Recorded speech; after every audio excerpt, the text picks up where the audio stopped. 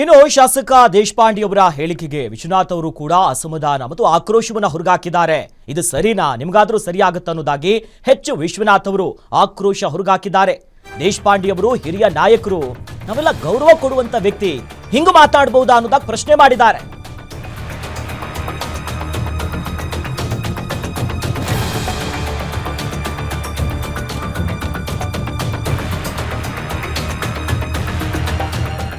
ದೇಶಪಾಂಡೆ ದುರಂಕಾರದ ಹೇಳಿಕೆಗೆ ವಿಶ್ವನಾಥ್ ಆಕ್ರೋಶ ಹೊರಗಾಕಿದ್ದಾರೆ. ದೇಶಪಾಂಡೆ ಅವರು ಹಿರಿಯ ನಾಯಕರು, ನಾವೆಲ್ಲ ಗೌರವ ಕೊಡುವಂತ ವ್ಯಕ್ತಿ, ಹೆಣ್ಣುಮಕ್ಕಳ ಬಗ್ಗೆ ಲಘುವಾಗಿ ಮಾತನಾಡಬಾರದು. ಮಂತ್ರಿಯಾಗಿದ್ದ ದೇಶಪಾಂಡೆ ಅವರು ಹೀಗೆ ಮಾತನಾಡಬಾರದು. ಹಳಿಯಾಳದಲ್ಲಿ ಹೆರಿಗೆ ಆಸ್ಪತ್ರೆ, ಮಲ್ಟಿ ಸ್ಪೆಷಾಲಿಟಿ ಆಸ್ಪತ್ರೆ ಯಾಕಿಲ್ಲ? ನೀವೇನಾದ್ರೂ ಖಾಸಗಿಯವರಿಗೆ ಸಹಾಯ ಮಾಡ್ತಿದ್ದೀರಾ ಅನ್ನೋದಾಗಿ ಆರ್.ವಿ. ದೇಶಪಾಂಡೆಗೆ ವಿಶ್ವನಾಥ್ ಪ್ರಶ್ನೆ ಮಾಡಿದ್ದಾರೆ.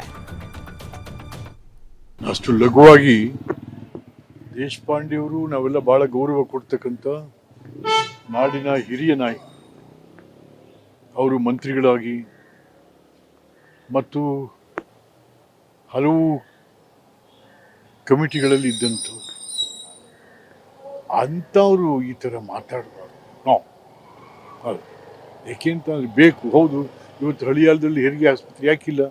ಪ್ರತಿ ತಾಲೂಕಲ್ಲೂ ಹೆರಿಗೆ ಆಸ್ಪತ್ರೆಗಳಿವೆ. ನಿಮ್ಮಲ್ಲಿ ಯಾಕೆ ಸೂಪರ್ ಸ್ಪೆಷಾಲಿಟಿ ಇದೆ? ನಿಮ್ಮಲ್ಲಿ ಯಾಕಿಲ್ಲ?